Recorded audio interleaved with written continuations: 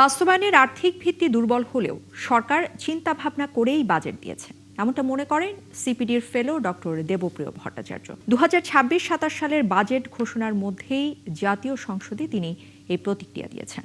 সিপিডির গবেষণা পরিচালক মোয়াজ্জেম হোসেন জানিয়েছেন, বাজেট ঘাটতি মেটাতে দেশি উৎস থেকে বেশি অর্থ সংগ্রহের কথা বলা হলেও পরবর্তীতে এই চাপ গিয়ে পড়ে বিদেশি ঋণের উপর।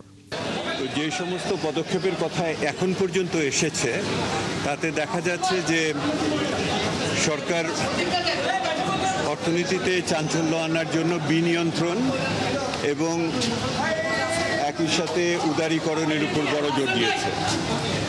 আর একটা বিষয় আছে, সেটা হলো যে আপনার এটার ভিতরে একটি মানবিক অর্থনীতি গড়ার চেষ্টার কথা বলা হয়েছে। সরকারের উচিত হবে অভ্যন্তরীণ উৎসের বাইরে বহিস্থ উৎস থেকে কিভাবে বেসরকারি খাতের জন্য ফান্ড ফ্লো নিয়ে আসা যায় এবং তাদের জন্য ঋণের ব্যবস্থা করা যায় সেটি দেখা।